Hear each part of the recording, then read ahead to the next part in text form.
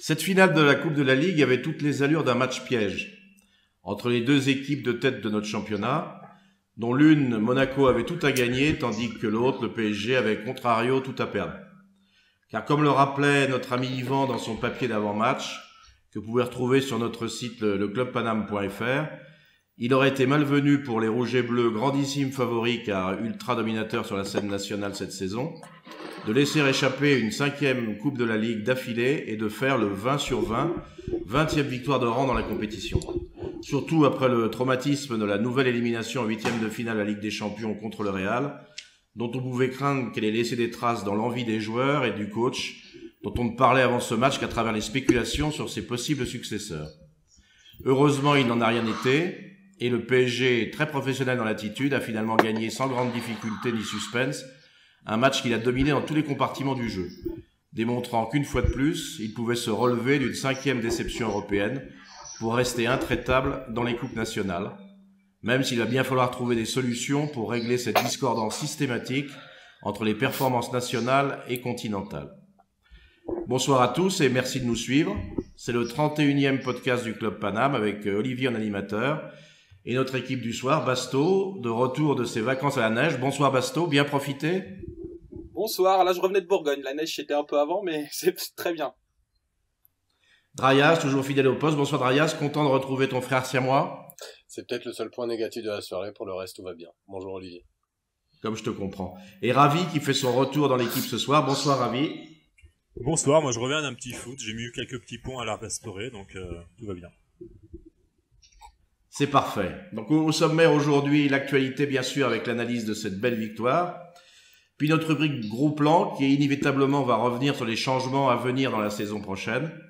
Et plus particulièrement sur l'identité de celui qui remplacera Unai Emery et que beaucoup de sources sont assez unanimes pour désigner comme étant Thomas Tuchel, ex-coach allemand du Borussia Dortmund, sans club depuis 1 an et son départ des Jaunes et Noirs. Mais on va commencer sans plus tarder par l'analyse de cette finale de la Coupe de la Ligue à Bordeaux entre le PSG et l'AS Monaco. Remake de celle de l'an dernier que les Rouges et Bleus avaient gagné haut la main 4-1. Eh bien, victoire à nouveau parisienne hier, sans trop de difficultés, 3-0, avec un doublé de Cavani, 8e minute sur penalty et 85e, et un but de Di Maria, 21e. Alors d'abord, messieurs, qu'est-ce que vous avez aimé dans ce match? Ravi, tu commences. Oui, bah déjà, c'est un 33e trophée, je crois, pour le PSG, donc c'est quelque chose qu'il faut vraiment pas du tout minimiser, et c'est important pour le club de garnir l'armoire à trophées. Sur le match en lui-même, on a pu apprécier le match, de par déjà la composition de l'équipe avec un milieu plus offensif, avec le fameux retour au milieu avec un 10, en particulier Draxler. Et donc ça c'est plaisant à voir, on a vu une grande disponibilité des uns et des autres sur le terrain. Un jeu donc plus intense, surtout en première mi-temps, avec des libérations des espaces. Un jeu plus simple de notre côté, moins individuel, et puis aussi parce qu'en face on avait une équipe de Monaco qui on sait est venue pour jouer et pour gagner. Drayas, tu partages cette analyse? Oui, globalement. Après, il y a, par rapport au contexte du match, j'ajouterais juste ce que Yvan rappelait dans son dernier billet, le plaisir qu'ont eu les joueurs de nous gagner ce qui n'est qu'une, entre guillemets, simple Coupe de la Ligue. Ils ont vraiment été heureux. Mais moi, ce que j'ai vraiment aimé dans ce match, en fait, c'est les individualités. C'est peut-être un problème, je reviendrai dessus dans la partie pas aimée. Et je vais devancer les tops en m'en gardant un petit peu sous le coude. J'ai envie de parler de Kim, que j'ai trouvé monstrueux, super bien placé, tranchant dans ses interventions, précieux dans les prises d'initiative. Marco, les semaines passent et on oublie sa mauvaise période. Et comment ne pas citer Alves, qui quand il est bien, il fait pas semblant. Basto, tu as des choses à rajouter que tu as aimé sur ce match? Oui, notamment notre sérieux lors des matchs de coupe. On se souvient qu'on avait battu 5-2 Marseille il y a 2 ans et 4-1 Monaco l'année dernière. Donc là, c'est une nouvelle victoire clinquante. Et ça s'est mis en place très vite puisqu'on a fait tout de suite une entame très très positive avec un pressing assez haut, des sorties de balles qui étaient excellentes sous la pression de Monaco, qui les a un peu forcés soit à reculer, soit à nous laisser pas mal d'espace. Et on a su en profiter rapidement pour marquer puis faire le break derrière. Et j'ai bien aimé aussi, pendant nos temps faibles, on arrivait quand même à faire peser un danger constant avec des transitions offensives qui étaient plutôt de qualité. On jouait souvent simple et rapide, ce qui pouvait apporter de la fluidité au jeu. Et j'ai aussi aimé le match de la défense centrale qui a étouffé Falcao tout au long du match. Et comme l'a dit Dreas, la joie des Parisiens, notamment le trio Di Maria, Cavani, Pastore, on aurait dit des enfants dans une cour de récré. C'était une joie sincère qui faisait plaisir à voir. Oui, c'est ce contraste finalement au niveau national où Paris, dans les matchs à élimination directe, montre une envie, une efficacité qui est constante, alors que dans les mêmes matchs à élimination directe au niveau européen, on a un visage beaucoup plus timoré, beaucoup plus en dedans. Et comment vous expliquez un peu ce contraste, Ravi?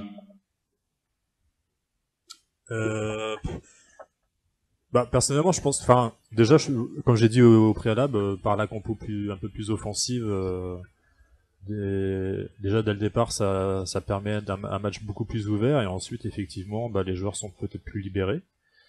Ensuite, je pense que peut-être aussi que les joueurs ont pensé aux derniers événements, en particulier à la non-qualification, et je pense qu'ils sont quand même restés professionnels et ils sont motivés par le fait de gagner justement ces trophées-là. Donc forcément en championnat on a des matchs des fois peut-être un petit peu plus poussifs, mais globalement ils restent professionnels et ils veulent gagner tous les matchs qui restent. Finalement, au final cette saison, c'est quand même, à part la Ligue des Champions contre le Real de Madrid, ça reste, on ne peut pas faire mieux en fait. Et je note quand même encore une victoire assez facile contre un gros de Ligue 1. Voilà. Drayas, toi, par rapport à ce décalage, je parle pas dans le jeu, mais surtout dans l'implication, parce on reste tous sur l'immense déception du comportement de l'équipe au match retour à Paris, alors que l'environnement était très chaud. Comment tu interprètes ce décalage? Je suis pas sûr de connaître tous les tenants et les aboutissants. Je vois deux raisons à mes yeux. L'héritage parisien. Parisien a toujours été une équipe de coupe. Je sais pas si ça se diffuse dans le temps, si ça reste. Et ensuite de ça, Emery, qui est un homme de finale. Il nous a pas forcément montré que c'était un entraîneur de foot, mais c'est un homme de finale, donc ça apporte un plus. Mais après, non, pour l'essentiel, je n'ai pas la réponse à la question que tu poses. J'ai juste... Basto, tu as un avis là-dessus? J'ai pas de réponse. Maintenant, j'ai peut-être des pistes. Peut-être que, notamment dans les gros matchs en championnat, on est peut-être un peu moins concentré puisqu'on a de l'avance, alors que là, il y a un trophée au bout. Peut-être que l'adversaire aussi en championnat n'a rien à perdre, alors que là, ils ont beaucoup plus à perdre puisqu'il y a une élimination à la clé. Mais sinon, je ne sais pas trop. Très bien. Donc maintenant, on va passer à ce que vous n'avez éventuellement pas aimé dans ce match, Drayas. J'ai trouvé que la prestation monégasque était en deçà de ce qu'on pouvait attendre, mais c'est de notre prestation que je veux parler. Basto tout à l'heure disait qu'il aimait bien pas vraiment nos animations offensives. Tu parlais de nos transitions offensives, mais oui, les transitions offensives ont été très bonnes, mais ont été le résultat des individualités. Et en termes de collectif, ça laisse encore et toujours à désirer. Et en première période, c'est assez impressionnant parce qu'on a les trois milieux que moi j'ai trouvé très très bons. Rabiot que j'ai trouvé très bon en première période, Verratti que j'ai trouvé exceptionnel, et puis Draxler que j'ai trouvé moi aussi très bon.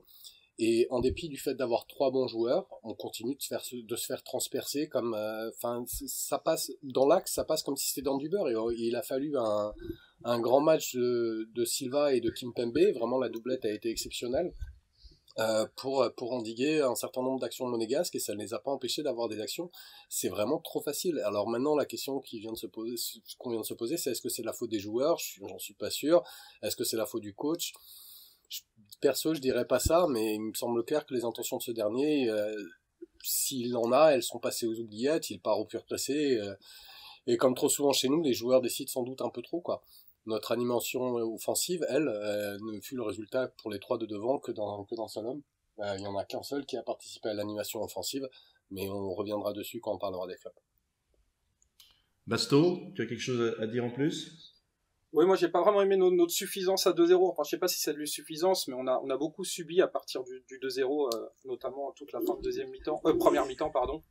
Monaco qui a plusieurs fois l'occasion de revenir à 2-1. Il y a un face-à-face raté par Lopez, il y a le but refusé, il y a une barre en début de seconde aussi pour Monaco. Et je trouve qu'à ce moment-là, s'il y avait eu 2-1, ça aurait été une juste sanction, puisqu'on était un peu trop facile. Comme l'a dit Drayas, on a été percer à la perte de balle. Bon, ça peut s'expliquer notamment des fois par Rabiot, qui était pas forcément placé par rapport à ses coéquipiers en étant un peu trop haut et sans compenser le placement de ses coéquipiers. Pas en première, en seconde, oui. Et ça peut aussi s'expliquer aussi par un repli des trois de devant qui était inconstant, on va dire. Ils ont fait les efforts, mais pas toujours et pas toujours en même temps. Et les latéraux aussi, qui plusieurs fois ont été mal alignés sur leur décès. Du coup, ça a créé des occasions franches pour Monaco. Bah voilà ce que j'ai pas aimé. Ravi, toi, qu'est-ce que tu n'as pas aimé? Alors déjà pour répondre à Sébastien et Basto, moi je vous ai trouvé un petit peu sévère. Alors c'est vrai qu'on a eu les Monégasques, ils ont su percer, surtout dans l'axe, en fait, mais ils ont surtout fait des frappes de loin et qui n'étaient pas si dangereuses que ça. Donc effectivement, quand on joue, pour moi, on a pu jouer en 4-2-3-1 qu'en 4-3-3, avec Draxler qui était vraiment beaucoup plus haut que les deux autres, qui alternaient en 6. Et effectivement, parfois, ils étaient peut-être esselés, et ce qui permettait aux Monégasques d'être en surnombre dans l'axe pour avoir des positions de frappe. Mais en dehors de ça, je les ai pas trouvés si dangereux que ça, à part à 2-3 occasions, mais ça reste Monaco, donc c'est normal. Par contre, ce que je n'ai pas aimé, c'est, on en reviendra tout à l'heure, mais c'est sur la prestation de Di Maria et son incapacité pour le coup collectif à faire évoluer, à animer l'attaque. Et puis aussi le fait que quand Pastore soit rentré, il a été positionné sur le côté plutôt que Draxler. Je pense que Emery aurait pu inverser les postes. Est-ce que je peux rebondir, Olivier ? Vas-y, Darius. Déjà par rapport à ce que disait Basto, oui, effectivement, les trois avants ne font pas assez d'efforts, mais ça explique pas, et notamment en première mi-temps où là par contre Rabiot était bon, le nombre de fois que Monaco arrive à passer, quelle que soit l'équipe qu'on a en face, ça passe. Que ça passe de temps en temps parce qu'on se fait prendre dans notre dos, oui, ça arrive, mais quand ça arrive 5-6 fois par mi-temps, et par rapport à ce que tu disais, Ravi, oui, effectivement, les Monégasques ont surtout passé des frappes de loin, mais enfin, ils n'ont pas passé des frappes de 45 mètres, c'est des frappes de 20 mètres, et on était souvent pris en défaut de vitesse, et c'est vraiment parce qu'on a eu une excellente prestation des deux centraux qu'on a évité pas mal de désillusions au niveau des fois où Monaco récupérait la balle et se projetait parce qu'on était quasiment à chaque fois pris de vitesse, quoi. Ouais, après on pourrait dire aussi que les deux centraux peuvent avancer davantage lors de ces contres et couper les trajectoires. Ils l'ont fait sur ce match. Pas sur ce match. Pour le coup, pas sur ce match. Ils ont vraiment été impérial. Silva était pas trop bas. Kim, c'est même pas la peine d'en parler. Mais vous avez... Mais j'ai pas trouvé... Moi, j'ai trouvé toute la défense plutôt correcte, quoi. Même Alves et Berchiche ont plutôt fait leur travail. La défense, la ligne de défense... Ouais, les latéraux... Yuri un peu moins, mais on en reviendra tout à l'heure, je pense. Quand je vous entends, finalement, c'est des constatations que l'on fait quasiment depuis le début de saison, quels que soient les joueurs qui sont mis en place. On a l'impression que ces défauts ne dépendent pas de la personnalité des joueurs présents sur le terrain, mais que c'est des défauts un peu constitutionnels de cette équipe, avec les mêmes manques, notamment dans l'axe, les mêmes pénétrations de l'adversaire. Et on a l'impression, alors qu'on est en fin de saison, que Emery n'a toujours pas trouvé l'équilibre nécessaire dans son système de jeu. Comment vous interprétez ça ? Si je peux commencer, moi, c'est ce que je disais, je pense pas vraiment que ce soit la faute au joueur ou la faute au coach. Je pense que ça vient d'un équilibre du vestiaire qui n'est pas bon, et un équilibre. Alors après, c'est tout, pour toutes ces questions, on est vraiment dans des suppositions. Et on va retirer la fameuse carte de joueurs qui ont le numéro personnel de Nasser et qui l'appellent plus que de raison. Mais il y a un problème de déséquilibre, et on sent que Emery, enfin moi c'est ce qui m'a semblé, que Emery cherche juste à parer au plus pressé, donc faire dans les conditions dans lesquelles on lui donne les moyens pour y arriver. Je pense pas qu'il en soit incapable, je pense pas qu'il faille vraiment taper sur Emery. Peut-être en est-il incapable, mais ce que je constate, c'est que depuis le départ de Léo, c'est une incapacité qui est récurrente, enfin pour des raisons différentes, de manière différente. Et voilà, enfin je veux pas ni taper sur les joueurs, ni taper sur le coach. Perso, je veux taper sur le club et sur son management. On avait l'impression quand même que là, il avait fait des choix qui étaient plus des choix personnels, puisqu'il avait remis en place Rabiot en numéro 6, qu'il avait fait rentrer Draxler pour retrouver ce milieu qui nous avait fait une très très bonne impression au tournant de la saison. Donc là, c'était plus une équipe qui lui ressemblait, et pourtant les difficultés restaient un peu les mêmes. Moi, je Ouais, je me demande s'il n'y a pas notamment un certain manque d'intelligence de jeu chez certains joueurs, notamment Rabiot qui sait rarement, que ce soit en 8 ou 6, qui a parfois des trous dans son placement, qui sait pas forcément se placer par rapport à ses coéquipiers, que ce soit Di Maria qui joue souvent à contresens. Donc je me pose cette question, je n'ai pas la réponse, mais je me demande si ça peut ne pas venir aussi de ça. Je peux pas, enfin, quand la Rabiot, quand Rabiot est en 6, je trouve que justement, il offre une réponse cohérente. Mais quand bien même, enfin, tu viens de citer deux joueurs sur 11 n'expliquent pas les manquements qu'on voit dans l'équipe. C'était des exemples. Hein. Ouais, mais d'une manière générale, mais je pense plus que c'est juste que la communication marche pas. Enfin, il y a quelque chose qui passe pas, qui s'est pas fait, qui peut pas se faire, où Emery est pas compatible avec le club, le fonctionnement. Mais faut vraiment que ce soit le club qui se remette en cause, parce que si c'est juste pour remettre en cause l'entraîneur, on risque d'aller au-devant des mêmes problèmes. Je pense qu'à partir du moment où tu as des joueurs qui ont des communications privilégiées avec la direction, et que c'est la direction qui dirige l'entraîneur, et que l'entraîneur est censé diriger les joueurs, à partir du moment où il y a des abus de pouvoir dans n'importe quelle entreprise, ça part en couille. Donc c'est pas surprenant que ça part en couille. Je vois plus un coach en train d'essayer de parer au plus pressé qu'autre chose, quoi. Ouais, si je peux Ravi, intervenir. tu as une autre interprétation? Oui, moi je vous trouve un peu très pessimiste, triste. Moi je trouve j'ai vu un beau match et on gagne 3-0 et contre Monaco en finale, c'est une belle victoire. Donc bien sûr, il y a des détails à régler, mais là sur ce match-là, j'ai pas vu les mêmes problèmes que vous. Enfin pour moi, j'ai pas vu vraiment de problème d'ailleurs. J'ai surtout vu que on n'était pas forcément plus efficace. C'est simplement qu'on a été meilleur dans pratiquement tous les compartiments. J'ai pas tout à fait la même lecture, mais bon. Donc, on va revenir quand même sur un fait important de ce match, parce que vous savez que la Coupe de la Ligue a été un peu un terrain de test de l'aide à l'arbitrage vidéo, et dans ce match, il a été particulièrement important, puisque cette aide à l'arbitrage a été sollicitée à 2 reprises par Monsieur Turpin, et ce qui l'a conduit à modifier 2 fois ses jugements de départ. Et par hasard, factuellement, ces 2 décisions sont en faveur du Paris Saint-Germain. La première, en accordant un penalty à la 8e minute, alors que il l'avait accordé dans un premier temps, puis ensuite il était revenu sur sa décision parce que son assistant lui avait signalé un hors-jeu, et la vidéo a démontré que ce hors-jeu était survenu après la faute, elle, indéniable, qui justifiait le penalty, donc il a accordé ce penalty. Et la deuxième fois, il a refusé à la 37e minute le but du 2-1 à Falcao, qui aurait pu changer la phase du match. Et là, l'interprétation de la vidéo semble beaucoup plus contestable, puisque on n'arrive pas très bien à être sûr du fait que le joueur soit hors jeu ou pas hors jeu.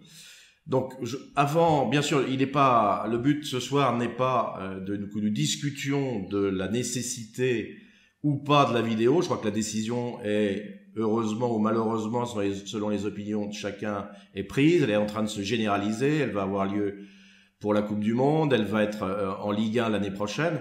Donc, ce que j'aimerais aujourd'hui, c'est que vous me disiez ce que vous avez pensé de son utilisation hier, et surtout quelles améliorations vous semblent nécessaires d'apporter à cette aide à l'arbitrage pour qu'elle soit vraiment l'aide qu'on attend pour faciliter les décisions des arbitres. Basto, tu commences, s'il te plaît.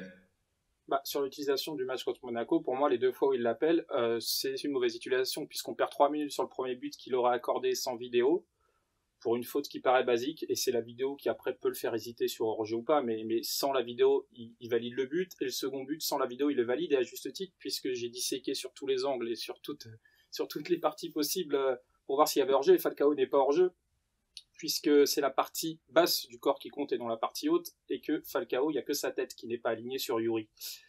Donc, sur l'utilisation sur ce match, c'est deux erreurs, entre guillemets, parce que c'est pas non plus des erreurs très flagrantes. Maintenant, le débat, comment on peut améliorer cette utilisation? Déjà, je pense en priorité, il faut que les supporters qui sont au stade puissent voir les actions sur l'écran, parce que là, ils sont complètement perdus, ils ne comprennent rien. Donc, il faut absolument que sur l'écran, les supporters puissent, comme nous, téléspectateurs, voir ce qui se passe. Ensuite, niveau utilisation, faut qu'elle soit vraiment utilisée, la vidéo, à bon escient et pas trop souvent. Quand les fautes sont évidentes, ça sert à rien. J'ai peur qu'on commence à l'utiliser trop souvent et à mauvais escient, ce qui ferait que ça hacherait le jeu.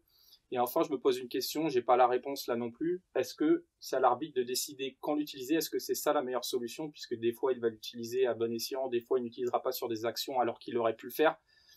Alors, est-ce qu'on donne le choix aux arbitres ou est-ce qu'il faut le donner au capitaine ou au coach? Ça, je sais pas trop. On verra comment ça se met en place, mais c'est sûr qu'il y a encore beaucoup de progrès à faire pour que ça puisse s'améliorer. Donc moi, je voudrais quand même préciser que sur sa première sollicitation de l'arbitrage vidéo, il refuse le penalty qu'il avait initialement accordé pour ce problème de hors-jeu qui lui est signalé par son assistant. Et si la vidéo n'avait pas démontré que le joueur en position hors-jeu l'était après la faute, il n'aurait pas accordé ce penalty. Donc là, il y a véritablement une correction de la décision initiale. Ensuite, il semble, dans l'utilisation de la vidéo, qu'elle soit bien sûr à sa discrétion, c'est lui qui décide seul de l'utilisation ou pas, mais il semble que les deux arbitres, dans le quart vidéo, peuvent également lui signaler qu'il y a un litige, que sa décision peut être remise en cause, et je crois que c'est ce qui s'est passé dans ce match, où il a fait appel à la vidéo sur la sollicitation de ses deux assesseurs responsables de la vidéo. Donc ça, c'est aussi un élément qui fait qu'il n'est pas tout seul dans cette prise de décision, et ça peut améliorer la fiabilité de la chose. Ravi, qu'est-ce que tu en penses, toi? Moi, je pense qu'il faut laisser l'arbitre décider, comme toujours. Et c'est à lui de prendre la décision d'aller voir, de demander justement l'assistance vidéo ou pas. Et moi, pour le premier but, au contraire, je pensais que c'était peut-être les hommes du fameux camion qui avaient fait douter Turpin. Je pense aussi, ouais, c'est ce que j'ai cru comprendre aussi. Moi, c'est ce que voilà. Et du coup, c'est pour ça qu'il y a eu tergiversation. Mais sinon, je pense qu'il faut, quand tu dois l'utiliser l'assistance, l'arbitre doit le faire de manière, tout de suite après l'action, qui perd pas de temps à tergiverser et qui demande l'aide de la vidéo. Et sinon, il prend sa décision. Voilà. Après, je pense aussi que le fait de faire Raya, ça sur ce match, dans un camion à l'extérieur n'est pas forcément la meilleure idée. Mais ça, c'est un autre. Rayas, toi, qu'est-ce que tu en as pensé sur ce match? La polémique m'étant interdite, je noterai juste un tout petit chose, c'est que Falcao ne semblait pas d'accord avec le fait que ce soit l'arbitre qui décide, parce que lui estimait que l'arbitre n'en avait pas fait appel à certaines circonstances où il aurait aimé voir l'arbitre en faire appel. Maintenant, sur la question posée, et pour rester dans le cadre de la question posée, comment améliorer la vidéo? Réduire le temps de la résolution. 3 minutes, c'est pas possible. Ça prend 30 secondes, ça serait déjà, à mes yeux, trop. Mais dirigeons-nous vers les 30 secondes, et justement, pas que ce soit l'arbitre, parce que c'est tant que l'arbitre écoute, puis finalement il se dit, peut-être, qui va regarder, et tout, et t'arrives à 3 minutes, voire des fois où ça durera plus longtemps, ça hache trop, ça peut vite devenir insupportable. Ça demande. Donc, améliorer le temps de résolution. Je pense que ça demande aussi une formation préalable. Là, c'est la première année qu'on a ça en 2018, première fois. Donc, il n'avait pas l'air très à l'aise avec ce système, en tout cas. En Italie et en Allemagne, ça fait un petit peu de temps et ça prend toujours autant de temps. Je pense que ça prendra plusieurs années, de toute façon. Oui, je pense qu'il y a besoin que tout le monde se fasse à la technique, que ce soit l'arbitre, que ce soit les joueurs et les entraîneurs, et puis bien sûr les spectateurs au stade qui doivent être tenus au courant et non pas attendre pendant 3 minutes sans savoir vraiment ce qui se passe et pourquoi la décision a été modifiée. Donc je crois que ça demande une période d'apprentissage et qui va durer sûrement un petit moment. Bon, on va maintenant passer à vos tops et à vos flops. Donc 3 tops et 3 flops. Ravi, tu commences. Bon, forcément, Kylian Mbappé, qui a ébloui de toute sa classe la partie. Il a fait parler sa puissance avec brio. C'était Ragui sur son côté, il n'a pas existé évidemment. Donc de très belles percées sur son côté, mais aussi dans l'axe, qui a amené des fautes intéressantes, et puis aussi son côté altruiste, puisqu'il est auteur de 2 passes décisives, il me semble. Donc un match très complet pour lui, et dans un match qui compte, et ça fait plaisir à voir, et tant mieux pour lui, pour le PSG, et puis sûrement pour l'équipe de France bientôt. Sinon, en deuxième top, alors moi justement j'avais signalé Rabiot en première mi-temps, Comme Sébastien, bah, j'aime bien quand je le vois en 6, je le trouve vraiment à l'aise, je le trouve impérial. Dès qu'il s'agit de défendre en avançant, Rabiot il est très très très fort. Hein. Par contre, c'est quand il doit davantage défendre en reculant, là il a des absences effectivement, comme l'a dit Basto, de placement. Mais là, dans ce système en 6 ou même en 6 avec Verratti, je trouve vraiment assez fort et ça lui permet aussi justement de faire aussi des percées de son côté et d'être intéressant offensivement. Et puis j'avais pas forcément d'autres tops à part bien sûr Kim Pembe aussi, hein, qui lui il est incisif, mélange physique, intelligence de jeu et franchement vu son année je l'ai mis aussi dans le top parce qu'il fait une grande année. Oui, on a l'impression que Rabiot est quand même mieux dans cette position quand il a le jeu devant lui, qu'il peut partir d'un petit peu plus loin. Et puis, il est surtout mieux quand il peut alterner ses positions 6-8 avec Verratti, parce qu'ils ont tous les deux un peu les mêmes qualités, les mêmes défauts. Et c'est là où on a vraiment l'impression qu'il est utilisé au mieux de ses qualités. Drayas, toi, tes 3 tops? Mais j'en veux beaucoup à Ravi, mais je vais quand même le faire parce que c'est sacré, c'est mon top flop de la semaine. Donc je le fais en 3e parce que mon top flop est toujours en 3e.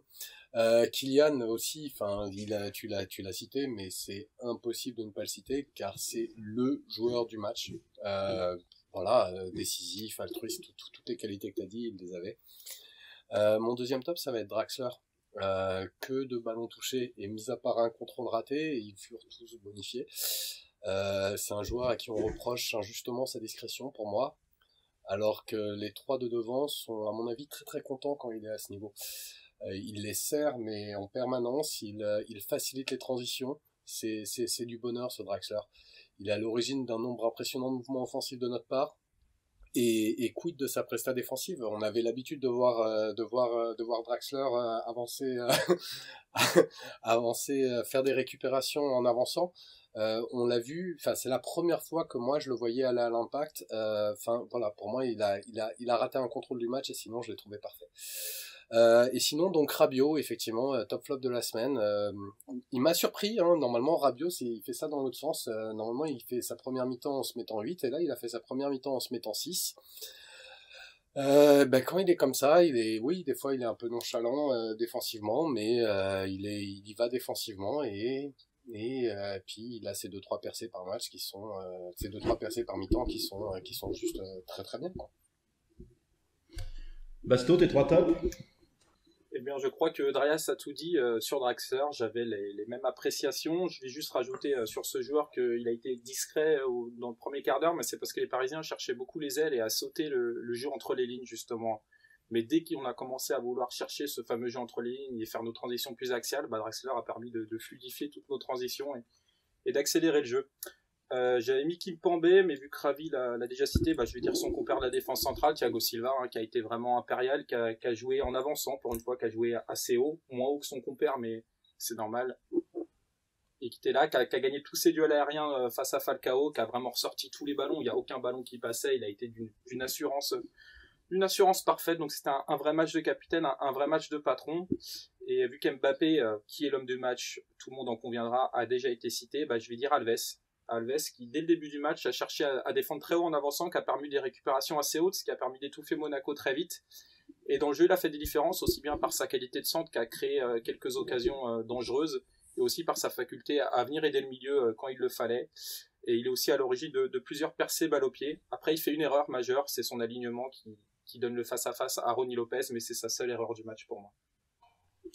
D'ailleurs, on peut remarquer que tout le début du match s'est pratiquement passé sur le côté droit avec une très belle relation entre Alves et Kiki, qu'il a lancé à plusieurs reprises. Et le jeu a eu du mal à se rééquilibrer du côté gauche. Ça s'est fait progressivement, mais vraiment, le côté droit était très, très prédominant sur ce match. Bon, pour que nos auditeurs ne croient pas que Drayas est ostracisé, vous avez vu qu'il est passé en 2e position sur les tops et il va donc passer, malgré ses dires, en première position sur les tops. Drayas, tes 3 flops.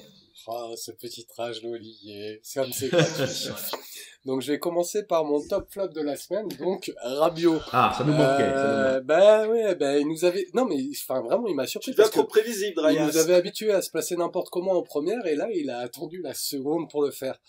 Le jour où ce joueur aura compris que c'est par ses projections qu'il est utile offensivement plutôt que de se placer comme un plot devant quand il aura fait un grand pas. Mais la question c'est, est-ce que ce joueur le fera-t-il un jour? Ce joueur est juste désespérant. Il a les capacités, mais il a décidé qu'il ne pouvait pas utiliser ses capacités, c'est incompréhensible.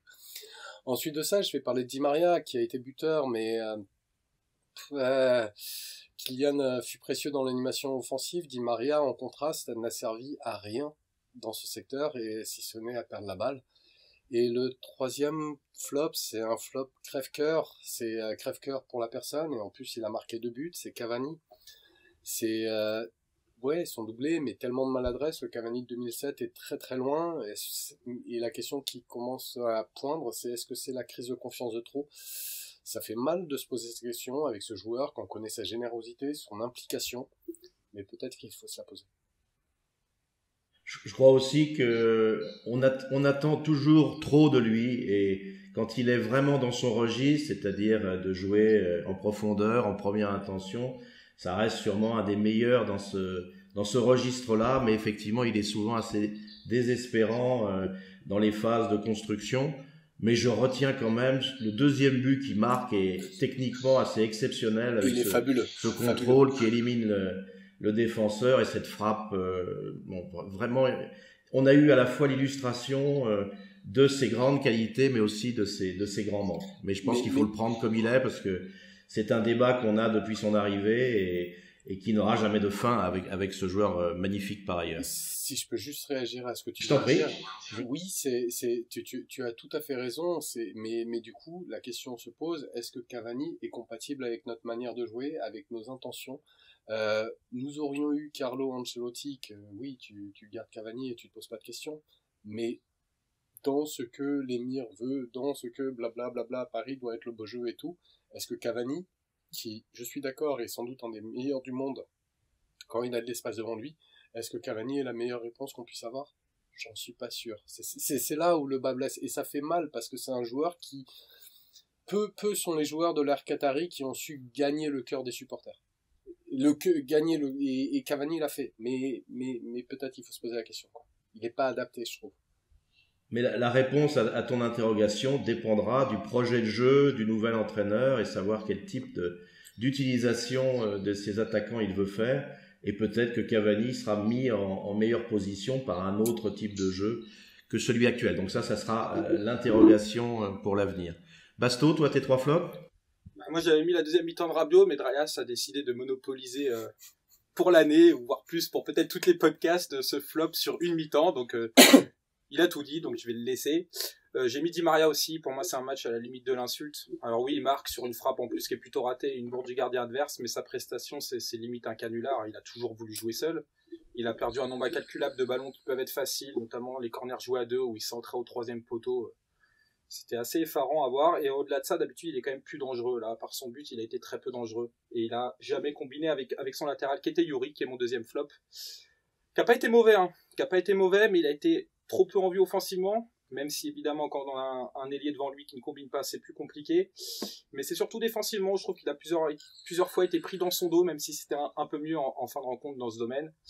Et mon troisième flop, ce sera la recrue Lassana Diarra. Diarra fait une très bonne rentrée, donc c'est pas sur le joueur, mais c'est sur la recrue. Pourquoi on a recruté ce mec? Puisqu'il ne joue jamais les matchs importants, si ce n'est quand le match est plié pour jouer 3 minutes par là. Ça fait cher les 4 millions d'euros annuels. Pour nuancer un petit peu ton appréciation sur Di Maria en particulier, je pense qu'il a joué un peu contraint et forcé parce qu'il avait été touché dans son déplacement international. Il ne s'était pas entraîné jusqu'à la veille de ce match. Et d'ailleurs, on le voit qu'il sort à la mi-temps, non pas parce qu'il est sanctionné, mais parce qu'il avait plus d'essence dans le moteur. Donc je crois qu'on peut tenir compte de ça. Et puis la prestation de tous les joueurs a été moins bonne en deuxième mi-temps, où on est plus passé dans un mode gestion que véritablement dans un mode de poursuite de l'élan de la première mi-temps. D'ailleurs, la deuxième mi-temps a été beaucoup moins belle, beaucoup plus hachée, avec des contestations, avec des fautes à répétition, surtout de la part des Monégasques, qui ont parfois été méchamment sur Kylian, etc. Donc je crois qu'on peut être un peu indulgent sur la deuxième mi-temps qu'on avait attaqué 2-0. Ravi, toi, quels sont tes flops? Je peux juste rajouter un petit truc sur Di Maria pour nuancer encore un peu plus. Sur ce match, il a fait les efforts défensifs assez régulièrement, c'est à noter. D'accord, Ravi? Oui, je vais pas être original, hein. On a tous remarqué le flop Di Maria. À l'image de sa carrière, c'est beaucoup de mauvais choix. Et toujours tout seul. Il veut toujours faire tout seul.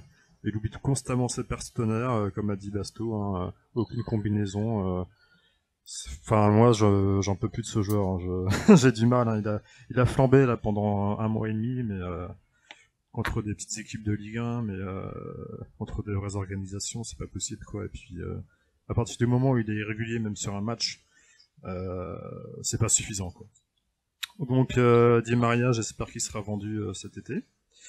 Et sinon, autre flop, c'est pas vraiment un flop parce qu'en plus j'apprécie ce joueur, mais c'est plus en réponse à mes deux compères. C'est la première mi-temps de Draxler où là je suis complètement pas d'accord avec eux, puisque jusqu'à la 40e minute où il rate son occasion quand il est lancé sur le côté légèrement en droite.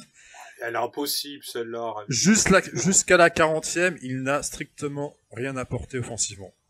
Après, entre la 40e et la 70e, là, il s'est davantage démené. Mais sinon, globalement, jusqu'à la 40e, il n'y avait vraiment pas grand-chose. Alors bien sûr, des fois, il va faire des belles remises, etc. Mais sur un point offensif, j'ai trouvé c'est trop insuffisant pour faire partie d'un top joueur. Voilà. Merci d'avoir enfin un avis un peu discordant de la doublette soudée autour de Draxler. Mais je crois que Draxler sera toujours un joueur qui va être clivant parce que il a une technique magnifique, c'est un joueur très altruiste, mais il n'a pas une personnalité éclatante et il en souffre un peu à ce niveau-là. Mais je crois aussi qu'en première mi-temps, on a beaucoup joué direct, on a beaucoup joué sur un côté et il a été un peu exclu du circuit de jeu. On l'a peut-être retrouvé plus en seconde mi-temps. Puis-je réagir, Olivier? Mais bien sûr. Comme le disait Basto, c'est vrai qu'il a été très très distrait pendant le premier quart d'heure. Mais ensuite de ça, oui, tu l'as pas vu offensivement parce que offensivement c'était devant et que lui était plus au milieu et dans son comportement, mais il était en train de fluidifier. Chaque ballon qui passait vers lui était projeté vers l'avant de manière intelligente. À chaque fois, c'était les bons choix. Alors oui, si il faut attendre que ce joueur plante 3 buts par... Enfin, j'exagère, bien sûr, mais que ce joueur se voit parce qu'il fait des passes décisives, il fait des key-passes, il crée des opportunités. Il a été à l'origine. Alors, il y a pas des deux occasions qui marquent le but, quoique ce soit, non, pas des deux occasions où il y a des buts, mais il a été à l'origine d'un grand nombre des occasions qu'on a eues en première mi-temps. Et c'est l'avant-dernière passe, voire l'avant-avant-dernière passe, mais à chaque fois, cette dernière, elle était bien donnée. Moi, je le vois. Et c'est utile. À ce poste, il fait un peu, en toute proportion gardée, comme un Iniesta. C'est pas lui qui sera la dernière passe au but, mais c'est lui qui va permettre toute la création de base du jeu, toute la fluidité du jeu. Le problème, c'est qu'Iniesta, c'est plus de 100 ballons par match. C'est toute la ça, bien sûr, Draxler a un manque de volume. Donc à partir du moment où Draxler, lui, c'est plus 50-60 ballons par match, c'est forcément insuffisant, qu'on le veuille ou non. Que ce qu'il fait, c'est bien. J'ai essayé. Pas tous en même temps. Sauf que, juste, Iniesta à Barcelone, on cherche beaucoup plus le jeu entre les lignes que le jeu sur les côtés. C'est différent. Et il y a autre chose, c'est que j'ai essayé désespérément de trouver les statistiques du nombre de ballons joués, pour la Coupe de la Ligue, pour la finale de la Coupe de la Ligue, malheureusement, sur tous les sites, c'est... 57 ballons. 57 ballons? 57 ballons en 85 minutes. Ah, ok, bon, parce que moi, j'ai l'impression qu'il avait touché beaucoup plus de ballons, personnellement. Non, mais c'est son credo normal, c'est entre 50 et 60 ballons par match. Okay.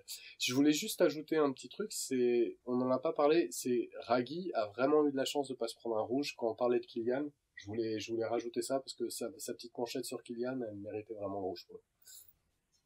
Le pauvre Ragui, moi je lui accorderais quand même l'absolution parce qu'il a passé un après-midi épouvantable.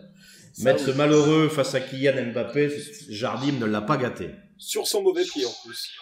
Et sur son mauvais pied. Non, vraiment, il a été comme d'habitude très courageux, mais bon, très limité et un peu frustré.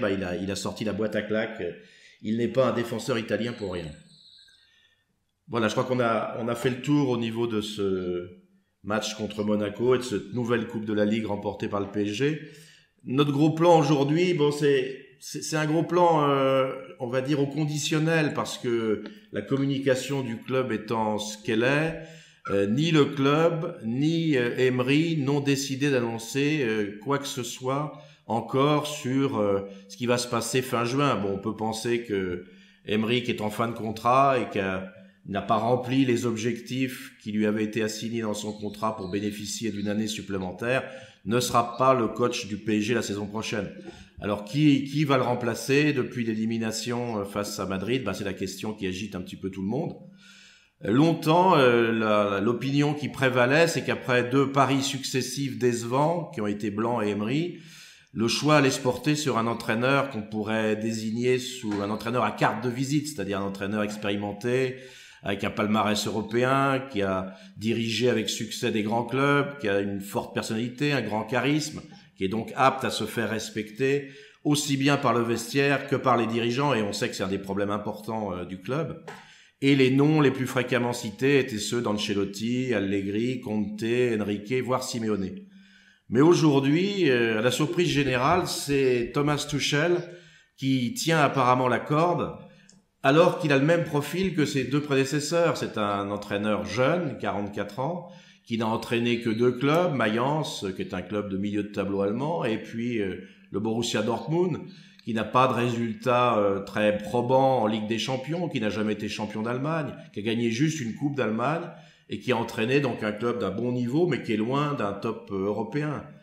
À nouveau, un entraîneur qui présente un potentiel intéressant, surtout en termes de projet de jeu, mais sans qu'on puisse avoir la certitude qu'il a toutes les qualités pour coacher un top club quand on a vu la complexité que cela pouvait représenter en termes d'influences diverses, en termes de poids des joueurs, en termes de calinothérapie des dirigeants. Donc c'est vraiment un poste très complexe pour un jeune entraîneur. Donc pourquoi ce choix? Alors j'avais envie de décomposer ça en plusieurs questions. Et la première question, bien sûr, à votre avis, pourquoi cet entraîneur qu'on pourrait qualifier sans méchanceté de 100 grades est dans le tuyau plutôt qu'une valeur sûre? Basto, tu veux commencer? Je veux bien.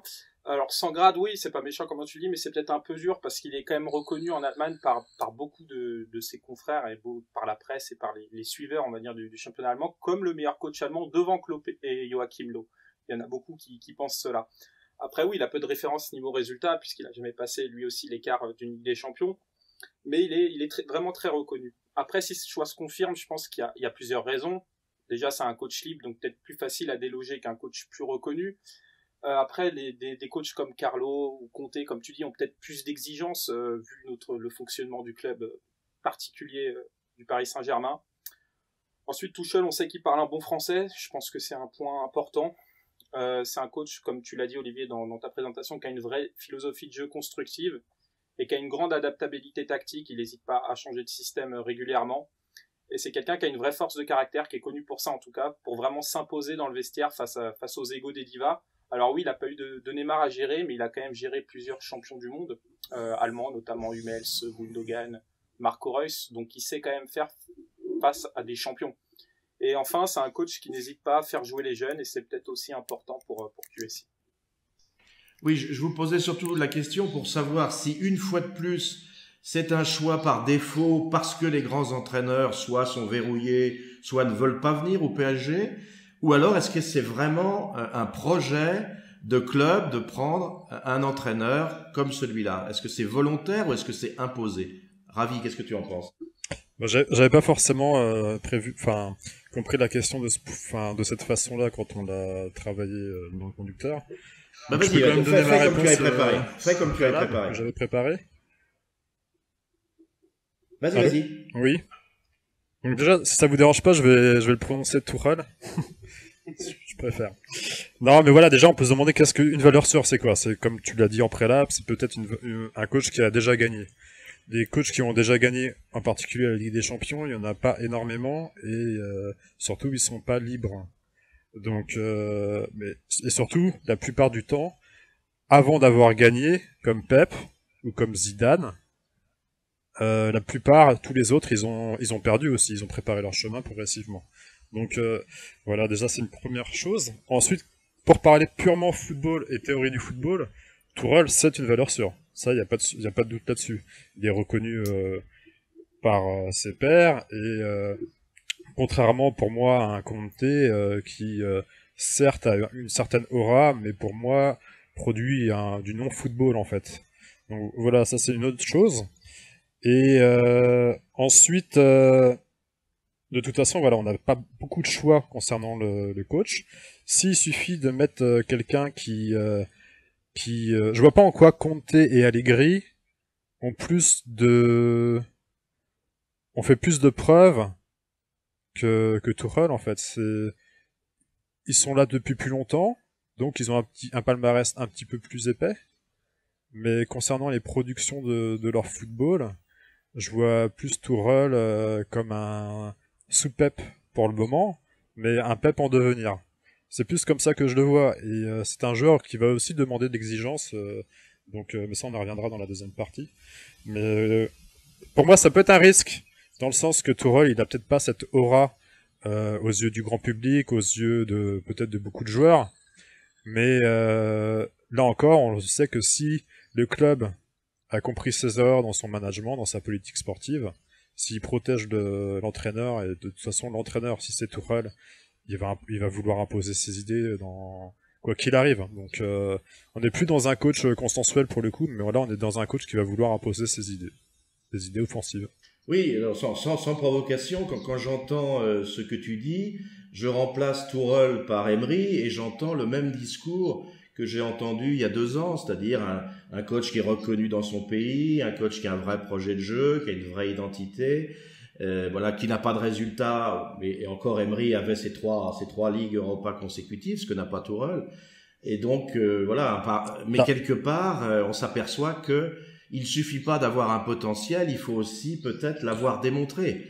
Et c'est ça qui peut faire la différence entre un coach à potentiel et un coach à résultat, parce que lui, il a été capable d'éprouver, de valider ce potentiel par des résultats au très haut niveau. On voit toutes les difficultés de percer au niveau européen. Il n'y a pas tellement de coachs qui gagnent la Ligue des Champions, ça se compte sur les doigts d'une seule main. C'est quand même une référence de qualité quand on a bloqué depuis 5 ans sur ce juge de paix là qui est quand même au niveau. Et puis tu dis qu'il n'y a pas de coach à palmarès disponible. Ancelotti, il est disponible depuis 1 an. Et donc, ça aurait pu être un choix que le club fait entre l'espoir et le confirmé, si on veut bien mettre ce parallèle en valeur. Drayas, qu'est-ce que tu en penses, toi, du choix de Tourelle par rapport à un top coach? En fait, je vais te répondre que je peux pas répondre parce que ça dépend tellement de qui l'entourera pour se faire un avis spontanément. Pour moi, avec le staff dirigeant en place, il n'y avait pas de solution. J'étais séduit par ton idée de prendre un compte pour foutre la merde et organiser une mini-révolution. Mais j'y croyais pas, donc à la limite, pour l'instant, Tuchel ou un autre, tout dépend de qui l'entourera, et pour vraiment se faire un avis sur l'intérêt de recruter ce modèle de coach, je pense qu'on a besoin de savoir quelle sera l'équipe dirigeante autour. Après, je te rejoins sur le fait de quelle est cette étrange intuition, quel est cet étrange mouvement, mais on reviendra dessus plus avant dans les questions, je pense, que de vouloir gagner la Ligue des Champions vite et de vouloir recruter des coachs qui sont plus en devenir.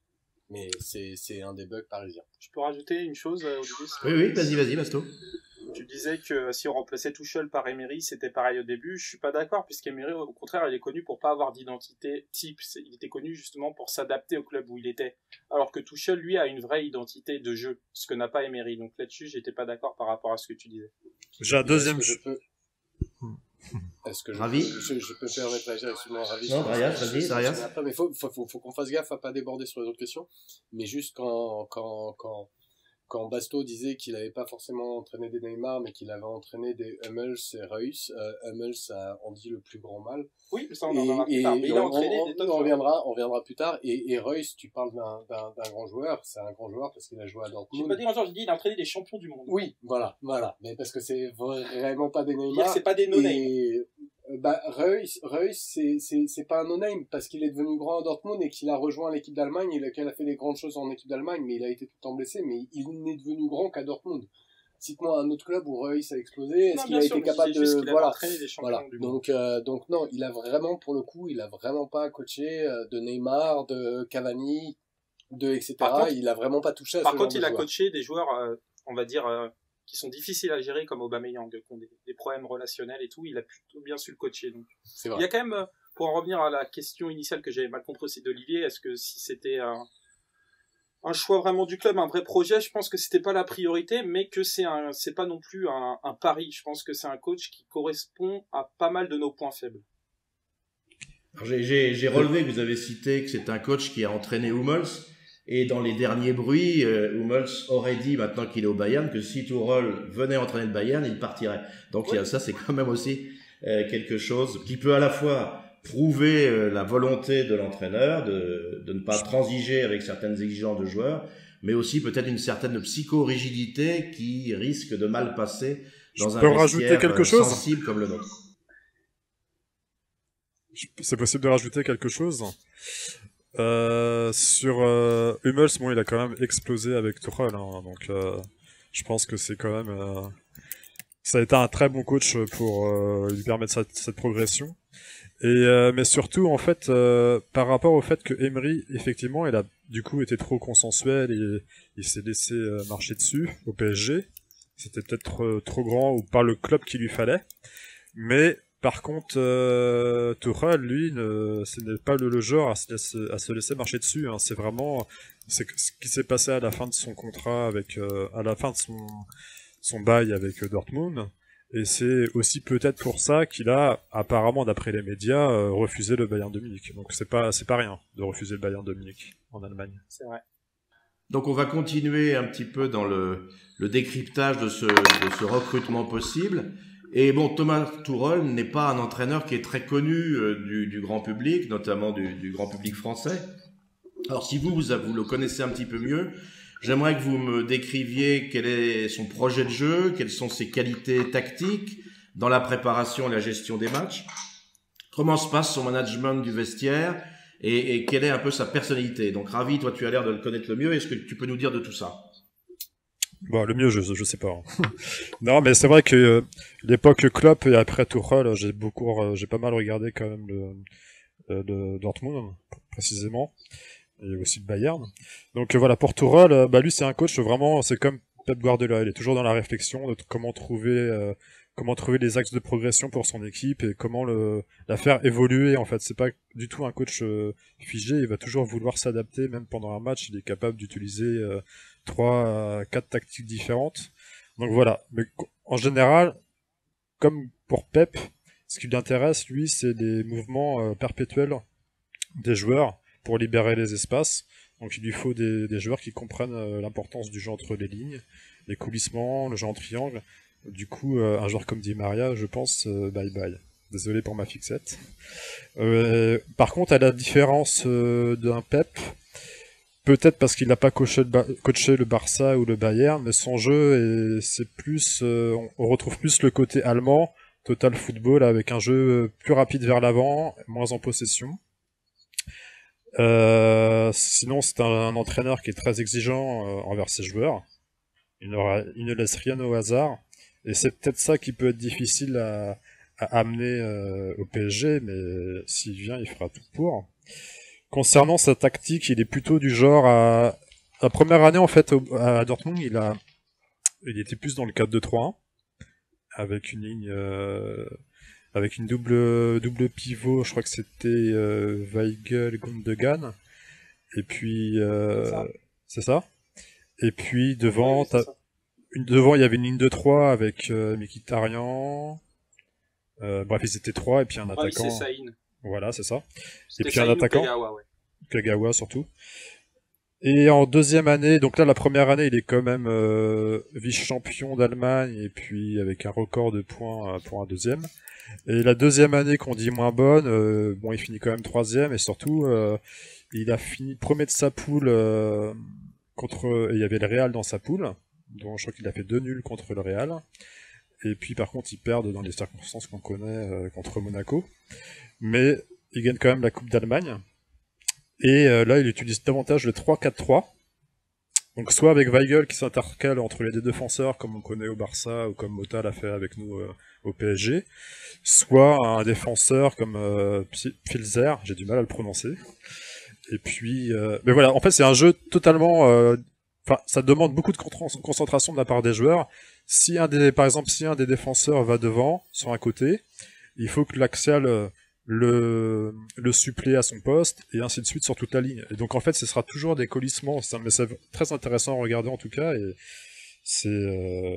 voilà, ça demande beaucoup de concentration de la part des joueurs et de vigilance, parce que, effectivement, concernant, par exemple, le pressing à la perte du ballon, tous les joueurs doivent le faire, et très rapidement. Et s'il y a un manquement à ce niveau-là, particulièrement au niveau des attaquants, effectivement, là, il peut y avoir son nombre adverse et des difficultés pour son équipe. Donc, voilà. Alors, c'était un petit peu ce qui était ressorti des appréciations que j'avais lues, qui parlaient de tout ce que tu as dit, mais aussi d'un certain déséquilibre de l'équipe, notamment défensivement, qui avait été parfaitement illustré par Monaco, qui l'avait puni par les espaces qu'il avait laissés derrière, le manque de repli défensif. Et on a l'impression aussi que c'est un entraîneur qui est arrivé après une longue période où Klopp avait instauré un projet de jeu basé sur un pressing avec un jeu vers l'avant, et que lui aurait instauré un peu plus de possession par rapport à ce jeu très direct de Klopp. Drayas, tu avais suivi ça? Alors, pour Monaco, je pense que t'es un tout petit peu injuste sur ce match, parce que c'est quand même particulier où ton bus subit un attentat, un joueur qui est envoyé à l'hosto, un autre qui est inapte à jouer, qui sont des joueurs importants. Je pense pas qu'on puisse le juger sur ce match. Mais moi, ça fait partie des rares matchs que j'ai vus de lui. Je voulais juste rebondir à ce que disait Ravi. Si Di Maria serait incompatible avec ce que tu décrivais, je pense qu'un Draxler, lui, serait très compatible, et je pense à un autre joueur dont le prénom commence par un J. Mais c'est autre chose. Et pour répondre à la question, bah ouais, moi j'ai fait quelques recherches, et aussi j'ai lu, mais voilà, je l'ai vu jouer 2 fois, je connais pas assez pour en parler. Même après avoir lu, je ne ferai que répéter ce que j'ai lu, ça n'a aucun intérêt.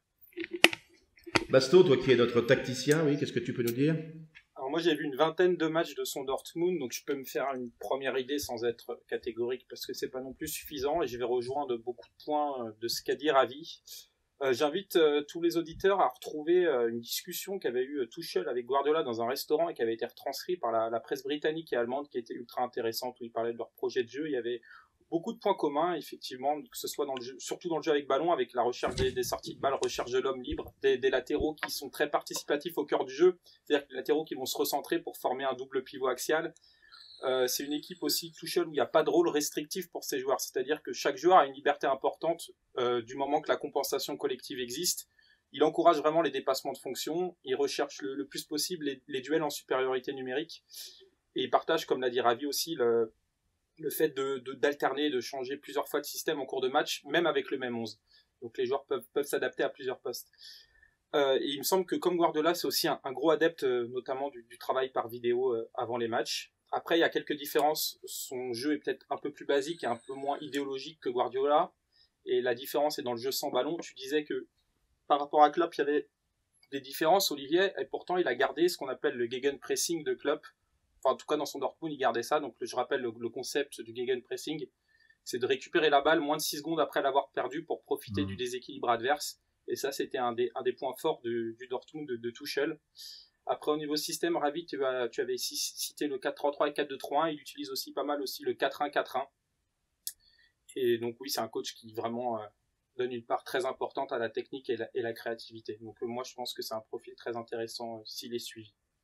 En fait, le Gegenpressing... Voilà, s'il est suivi, là, tu viens d'introduire ma 3e question. Après 5 ans de stagnation en Europe dans un club où le seul projet aujourd'hui se résume à Neymar, comment la star qui aurait, paraît-il, souhaité retravailler avec Luis Enrique, et plus globalement notre vestiaire et ses fortes personnalités, vont accueillir un jeune coach et respecter ses choix? Est-ce que vous le croyez capable de s'imposer avec le peu d'aura qu'il a dans les résultats à un vestiaire de ce type-là. Drayas, qu'est-ce que tu en penses? Bah, déjà, je juste m'inscrire en faux parce que tu sais, tu me connais, j'adore ça. Est-ce que Neymar préférait, je crois que Neymar préférait Tite. Si on lui avait laissé le choix, il aurait choisi Tite. Mais Tuchel, enfin, j'en sais rien. Et il y a cette réputation, comme quoi, il y a cette réputation comme quoi il est intègre parce qu'il a posé sa démission à Dortmund. Je suis même pas sûr des raisons, etc., etc. Suite à l'attentat. Suite à Il voulait pas jouer le match, les dirigeants ont pas ok, suivi. d'accord. Ok. Mais voilà, enfin, c'est une chose que de le faire dans le contexte de Dortmund, et c'en est une autre que de le faire dans le contexte de Paris. Paris, c'est un contexte très très particulier. Gérer un Weigl qu'on a lancé, c'est pas la même chose que gérer un Neymar et Hummels, comme on disait tout à l'heure, on dit le plus grand mal. Il y a un contexte qui est juste tellement différent, avec un encadrement qui est tellement différent, qui fait que savoir si il saura se faire respecter, c'est juste, pour l'instant, ça se conclut juste par un point d'interrogation, quoi. Maintenant, est-ce que c'est de la faute du coach? Voilà. Basto? Je pense que c'est un coach qui a le défaut de ses qualités, c'est-à-dire que c'est quelqu'un qui est très très extrémiste sur la rigueur. Apparemment, moi je connais son jeu, mais je connaissais pas trop le personnage, donc j'ai essayé de me renseigner, de voir ce qu'il se disait. Donc c'est quelqu'un qui apparemment contrôlait tout, notamment le nombre de barres chocolatées qui pouvaient être ingurgitées par ses joueurs. Donc je pense que la fumette ou la chicha ne passera pas forcément avec lui. Donc voilà, c'est un coach qui peut être aussi bien écouté, suivi, et aussi créer des tensions, comme on a pu le voir avec les déclats d'Hummels. Donc il va falloir qu'il fasse preuve peut-être d'un peu de psychologie par rapport à ses habitudes. Maintenant, je pense que si Tuchel doit convaincre, il convaincra par son projet de jeu, par un projet de collectif fort et ambitieux. Et si les joueurs prennent du plaisir collectivement, je pense qu'ils suivront le coach. Voilà, il faudra qu'il arrive à imposer son jeu et qu'il soit suivi, et je pense que tout se passera bien dans ces cas-là. Ravi, tu le vois dominer son vestiaire? Bah, pas grand chose à rajouter. Je pense qu'au jour de jour, enfin, je pense que Neymar n'est peut-être pas quelqu'un qui va connaître, qui connaît tout rôle, par exemple. Donc ça sera à ce coach de se faire connaître et de séduire, comme a dit Basto, tout le vestiaire par des bonnes idées de jeu. En général, ça reste quand même, c'est ce qui plaît aux joueurs quand même de jouer au foot de manière offensive. On a beaucoup de joueurs qui aimeraient ce style de jeu. Donc c'est par le jeu, par son discours par rapport au terrain, que là il peut séduire les joueurs. Après, derrière tout ça, il faut qu'il soit suivi par une direction sûrement différente, ou en tout cas, il faut que ça soit une direction qui soutienne toutes les directives de cet entraîneur. On a toujours le même Voilà, problème, merci de me tordre la perche pour la 4e question. Depuis le départ de Leonardo, tant Ancelotti, dont ça a été une des causes du départ, mais encore plus Blanc, on se souvient de l'affaire Aurier, puis Emery ont souffert de l'interventionnisme de leurs dirigeants, Nasser El Khelaïfi en tête, de leur caïnothérapie auprès des joueurs, souvent au détriment des choix de leur coach. Et on peut se demander si l'arrivée de Tourelle, qui est présentée comme un choix personnel de l'émir, n'annonce pas aussi le désir de Doha de tirer les leçons de ce passé et finalement de protéger leur jeune entraîneur en remplaçant Nasser, comme on en entend parler par un des frères de l'émir, et en rendant le pouvoir aux footballeurs, c'est-à-dire en confiant la gestion du projet au duo Enrique-Maxwell, qui a eu le temps de se rôder pendant cette année et qui, débarrassé de la présence envahissante de Nasser, pourra peut-être jouer ce rôle de soutien et d'encadrement du coach. Qu'est-ce que vous en pensez, Basto? Je pense déjà que l'ensemble des grandes décisions ne viennent pas forcément de Nasser, ça vient déjà de Doha qui valide tout. Par exemple, Emery, c'était pas un choix de Nasser de base. Emery voulait, je vais y arriver. Nasser voulait plutôt garder Blanc et c'est Doha qui a imposé Emery. Ensuite, il y a Enrique qui est arrivé. Et Enrique, même s'il perd des dossiers, il a aussi son importance. Notamment, il a validé la non-arrivée d'Aubameyang que Nasser avait quasi bouclé. C'est Enrique qui a mis son veto et qui a pu être suivi. Donc Nasser, il n'a pas les pleins pouvoirs. Maintenant, le souci, on le sait tous, c'est qu'il est trop interventionniste, trop proche du vestiaire. Ça, il va falloir que ça change. Donc il va falloir qu'Enrique devienne plus influent. Il le fait déjà, il installe tranquillement son réseau, ses hommes, notamment Luis Ferrer, Zahavi, Pino Zahavi, c'est vraiment une relation d'Enrique. Donc tous les grands transferts, notamment Neymar, c'est via Enrique. Maintenant, le souci qui se pose, c'est est-ce que Enrique a validé le choix Tuchel, si Tuchel venait à venir? Est-ce qu'il a validé le dossier? Si c'est pas le cas, c'est sûr qu'on peut se poser des questions, puisqu'un chef du projet sportif qui choisit même pas son coach, ça peut interroger. Donc voilà, si Nasser doit être changé, je pense que de toute façon le Qatar ne mettra un de ses hommes. On parle notamment du frère de l'émir qui pourrait être là, et j'espère que si c'est lui, donc Jordan Al Thani, ce sera un président qui sera pas interventionniste, mais qui sera plus un président délégué et non exécutif comme peut l'être parfois Nasser. Ravi, tu penses que le projet Tourelle s'accompagne d'un projet de réforme de la gouvernance? Bah, si ce n'est pas le cas, on va encore une fois devant de mauvaises mésaventures. Donc, ça serait important que cette fois-ci, plus que Doha, qu'un homme fort du PSG peut-être actuel ou des conseillers prennent le pouvoir une fois pour toutes et de la bonne façon. On est dans une entité de concurrence extrême, de haute performance. Il faut qu'à tous les postes, on soit exigeant et qu'on aille tous dans la même direction. Et comme tu l'as dit, laisser le foot aux footballeurs, mettre dans la meilleure disposition le coach, quel qu'il soit, que ce soit Tourelle ou un autre. C'est très important. Donc après, Ryan, ça va être fait. dont tu es le chantre de la remise en cause de la gouvernance actuelle, tu penses que l'émir a ce projet-là en nommant Tourelle plutôt qu'un entraîneur déjà très confirmé?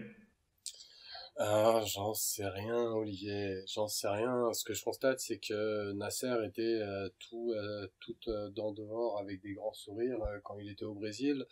Ce que je sais aussi, c'est qu'il faut prendre en compte la philosophie moyen-orientale où ne pas vexer quelqu'un qu'on connaît et quelqu'un qu'on aime est quelque chose de très important. Enfin, voilà, le départ de Nasser aurait dû être acté à l'arrivée d'Emery. Il y avait des bruits, mais ça n'a pas été fait, etc., etc. Donc, je suis pas devin, j'en sais rien. Je sais juste que ce serait nécessaire. Mais tu vois, tu parles par exemple du fait que ce serait nécessaire par rapport à Tuchel. Ce serait nécessaire par rapport à n'importe quel coach. Parce qu'au fond, si cette politique interventionniste de la direction continue, que ce soit par Reeves, ou que ce soit par Nasser, ou que ce soit par Jourdan, ou que ce soit par qui que ce soit, ouais, la solution à peu près tenable qui aurait pu exister, ça aurait été d'introduire un bug en mettant un coach qui vient là pour faire la révolution en faisant des cacas nerveux tous les matins. Mais en soi, que ce soit Tuchel ou Allegri ou n'importe quel coach confirmé, enfin, je suis pas sûr que, enfin voilà, Emery est peut-être plus victime que responsable sur cet ensemble de choses. Et est-ce que Nasser va laisser la place en disant oui, bien sûr, je laisse ma place, j'en suis pas sûr. Est-ce que l'émir osera virer un ami? J'en suis pas sûr non plus. On verra, je suis pas devin, mais on verra. Ce qui se dit, c'est que le problème qu'a Nasser avec le problème de corruption avec le Qatar, où il y a un dossier en jugement sur lui, c'est ça qui pourrait le faire partir en mode, on va dire, peut-être, sans le brusquer. Voilà. Mais voilà, il faut qu'il y ait quelque chose, parce que c'est pas, il faut faire attention à pas vexer un ami voilà, tout simplement. Bon, on va donc arriver à la 5e question. Moi, j'essaye de positiver ce choix pour lequel j'ai des espoirs, mais qui me surprend par rapport au constat qu'on avait fait et au profil qu'on avait établi de l'entraîneur idéal, parce qu'effectivement, si Nasser reste en place, je pense qu'un entraîneur à forte personnalité pourra plus facilement peser qu'un jeune entraîneur qui doit faire ses preuves. Et on a vu le résultat avec Blanc et avec Emery. Donc, attention, tout seul a une forte personnalité, attention. Oui, une forte personnalité, mais tu sais très bien que cette forte personnalité, si elle se heurte à des desiderata de joueurs importants du vestiaire, elle n'aura peut-être pas le même poids qu'aurait pu avoir un Conte, un Allegri ou un je suis pas du tout d'accord, moi. Je vois pas en quoi c'est Allegri, Conte, même Simeone dans le contexte parisien. Je vois pas en quoi ils auraient plus de poids qu'un autre, en fait. J'arrive pas à comprendre. Je vois pas en quoi les Brésiliens, par exemple, soient si vont montrer autant de soumission à un Conte ou un Allegri qu'ils connaissent même pas, en fait. J'arrive pas à le... Puis-je répondre? Écoute, si tu connais un petit peu le parcours de Conte, il n'y a pas beaucoup de joueurs ni beaucoup de dirigeants qui l'ont embêté dans son existence. Hein. C'est un garçon qui a sa lettre de démission dans la poche et il est surnommé le marteau en Italie et je pense pas qu'on va lui baver sur les rouleaux très très longtemps. Hein. Et il n'a pas dépassé les quarts de finale de Ligue des Champions. Mais Le problème, c'est aussi arriver à se faire respecter de ses dirigeants et de ses joueurs. Et ça, c'est quand même plus facile quand tu as un parcours derrière toi, des antécédents derrière toi, que quand tu es un entraîneur en progression. Enfin, moi, je raisonne comme ça. Je pense pas qu'un Donc, coach... Vas-y. Je T'en prie. Je pense pas qu'un coach à vocation défensif comme Conte ou Allegri puisse plaire à des joueurs comme Neymar, et on sait que Neymar aura forcément son mot à dire quoi qu'il arrive. Donc puis-je répondre? Vas-y Sébastien. Ok, en fait si tu veux c'est tout con. Il y a un argument, c'est moi j'ai gagné, tu vois. C'est une chose que d'être une forte gueule à Dortmund, c'en est une autre que de l'être à Paris. Indépendamment des clubs, à Dortmund il y a sans doute beaucoup de pression, le mur est très connu, mais le grand club en Allemagne où tous les journaux sont focus, c'est Munich, c'est pas Dortmund. Et quand on est à Paris, on est à la particularité quand même d'être le club en Europe où il n'y a pas de presse sportive qui soit favorable au club. Je finis. Pas de presse sportive qui soit favorable au club. Donc c'est une chose que d'être fort en bouche à Dortmund, c'en est une autre que de l'être à Paris. Et ce qu'est en train de dire Olivier, c'est tout bête, mais c'est vrai. C'est un coach qui peut dire, écoute, moi je l'ai gagné, donc le jour où tu l'auras gagné en coach, tu me donneras une leçon. C'est un argument. Et Tuchel, lui, il a même pas gagné un championnat d'Allemagne, il a juste gagné une coupe. Et en Ligue des Champions, bien sûr qu'il y a des circonstances atténuantes, mais il a jamais passé le 8e. Voilà. L'écart, s'il a été en quart. Moi, je pense qu'on s'impose plus dans un vestiaire par rapport à sa personnalité et son projet de jeu que par rapport à un palmarès. Oui, mais tu sais bien que dans un vestiaire, tout le monde ne jouera pas. Il y aura donc des joueurs qui seront déçus, des joueurs qui peuvent poser des soucis, et s'ils ont l'appui de leurs dirigeants, c'est toujours un peu plus difficile à gérer. C'est un problème récurrent qu'on a depuis 5 ans, donc on est obligé d'en tenir compte. Mais moi, je préfère positiver, et je prends le recrutement de Tuchel comme la prise en compte des difficultés qu'on a eues, et donc une optique de réformer la gouvernance pour pouvoir justement aider à ce que ce projet d'entraîneur réussisse. Et c'est pour ça que j'ai une 5e question que je voulais vous poser, et qui est là plus liée à l'objectif du PSG. Dès son rachat, QSI a posé comme obligation à moyen terme la victoire en Ligue des Champions. Et ça a pesé sur tous les entraîneurs qui se sont succédés. Je me rappelle de l'arrivée d'Emery, où tout de suite après, Nasser annonçait comme obligation de résultat la première place de la poule et la demi-finale de la Ligue des Champions, alors que le club venait de perdre Zlatan, alors que l'effectif était déjà un petit peu amoindri, et que l'entraîneur arrivait au début du championnat sans avoir rien pu préparer. Donc là, est-ce que le choix de Tuchel n'apparaît pas comme un changement d'objectif, plus qu'un objectif à moyen terme, et moins une exigence de résultats immédiats, comme on aurait pu les attendre si c'était un entraîneur qui avait déjà gagné les Ligues des Champions qui avait été choisi? Est-ce que le club a enfin compris qu'il fallait laisser un petit peu de temps, et notamment dans le cas de la reconstruction avec Enrique d'un effectif où le chantier apparaît énorme puisqu'il a été mal ou non renouvelé depuis 5 ans? Est-ce que vous pensez que ce choix-là peut signifier cette décision de l'émir, non pas d'une année de transition qui sera toujours difficile à proposer pour le PSG, mais au moins d'avoir un projet un petit peu plus moyen terme que les exigences immédiates qu'il y avait jusque-là? Ravi, qu'est-ce que tu en penses? Globalement, je pense que la Doha est toujours dans le même objectif en fait. Et ils vont pas, dans tous les cas, ils vont pas laisser plus de 2 ans à un coach. Emery a eu 2 ans, Blanc en a eu 3, Carlo à peine 2 dans les circonstances qu'on a connues. Mais globalement, je les vois pas assez pointus pour le moment pour se dire de construire un club, et surtout qu'on a déjà Neymar et Mbappé, on a déjà des grands joueurs dans l'équipe, donc on est forcément dans une obligation de résultat, même en Ligue des Champions, quoi qu'il arrive. C'est toute la complexité. Arias, tu partages cet avis? Alors, je partage cet avis, je rebondirai dessus. Je voulais juste réagir à quelque chose qui a été dit avant. C'est Basto qui disait qu'on s'en pose plus dans un vestiaire par sa personnalité que son palmarès, mais je voulais opposer à ça une constatation qui bug avec cette remarque, qui sont les vainqueurs de la Ligue des Champions sont souvent les mêmes. C'est-à-dire qu'il y a peu de coachs, c'est pas les coachs. Ouais, c'est pas que. Il y a peu de coachs qui rentrent dans le palmarès, dans le Gotha des vainqueurs de Ligue des Champions, et que c'est tout con, mais le palmarès, il semblerait que c'est plus influence que ça, et que le fait de se dire. Ils sont rentrés. Oui, ils y sont rentrés. Ne parlez pas ensemble. Et le fait de se dire, on s'impose plus par cette personnalité que par son palmarès, c'est quelque chose qui, en soi, sur le papier, j'ai envie de dire, oui, je suis tout de suite d'accord, mais ça me semble plus un fantasme qu'une réalité. Maintenant, pour répondre à la question, oui, je suis tout à fait d'accord avec ce que dit Ravi. Ce que tu énonces, Olivier, on aurait pu dire exactement la même chose, mais quasiment mot pour mot à l'arrivée de Unai Emery. Si l'émir a toujours pas compris qu'à Paris il y avait un contexte particulier où la presse, y compris locale, était très souvent contre le club. Alors on a vu une petite évolution récemment, mais faut pas se faire une illusion, on reste les Parisiens, on a envie de taper sur du Parisien, c'est ce qui fait vendre. La pression, elle y est très particulière.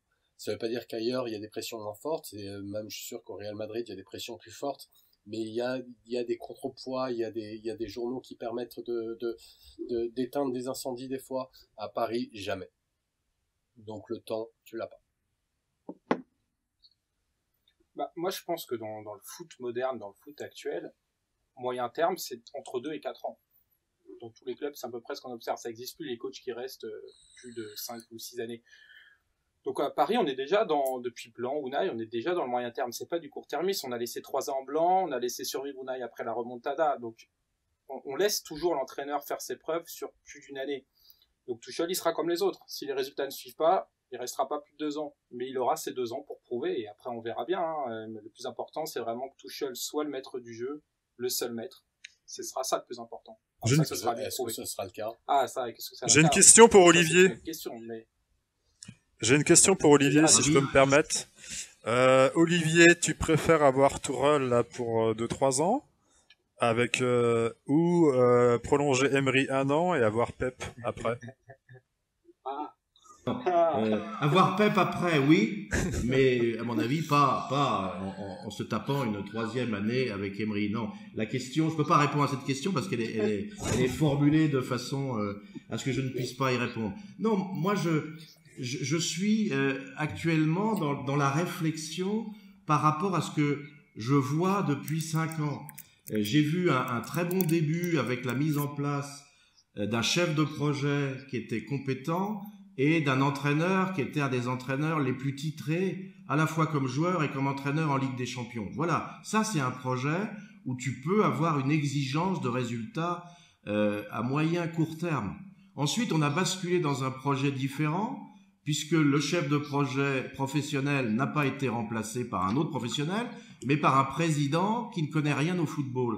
Et on a vu, à la fois dans ses décisions de choix de personnes qui ne pouvaient pas lui faire de l'ombre, comme dans le management du projet sportif, des résultats catastrophiques. Alors aujourd'hui, je me pose la question de l'analyse que peuvent en faire Doha et l'émir. Est-ce qu'ils veulent continuer? Et donc le choix de Tourelle est un choix peut-être forcé, est un choix qui ne donnera lieu qu'une remise en question de la gouvernance, est un choix sur lequel on fera peser la nécessité de résultats immédiats. Et à mon avis, on va retomber, quelles que soient les qualités de Tourelle, on va retomber dans le même problème qu'on a connu avec les 2 précédents. Ou est-ce que cette prise de conscience est, voilà, la gouvernance a échoué parce que l'entraîneur était le jouet d'interventionnisme d'un président incompétent. Je change donc la gouvernance et je prends un jeune entraîneur parce que je lui laisse effectivement 2 ans pour faire ses preuves, mais faire ses preuves dans de bonnes conditions, parce qu'il est entouré de gens du métier. Voilà. Est-ce que c'est un choix de sortir par le haut de cette situation, ou alors c'est à nouveau un choix forcé, sans réflexion sur l'ensemble des problématiques du club? C'est là la question que je me pose. Bon, on aura la réponse cet été, et pour moi, c'est si l'organigramme est modifié en fonction d'une plus grande performance, on aura des avantages. Si rien n'est modifié, on retournera sûrement dans les mêmes travers, tout simplement. Déjà, là, j'ai cru comprendre que Camara était préparé pour une sortie, se préparer une sortie pour avec la réserve du PSG. Sûrement qu'il y aurait des changements au niveau, peut-être, je ne sais pas, hein. Je l'espère, concernant les médecins. Et ensuite, au niveau de la direction en elle-même, j'imagine aussi qu'il y aura des changements. Et pareil, comme l'a dit tout à l'heure Basto ou Sébastien, si c'est le choix de... Si Tourelle ou un autre, il faut que ça soit forcément validé par le directeur sportif, sinon effectivement ça pose problème là aussi. Voilà, on aura les réponses cet été.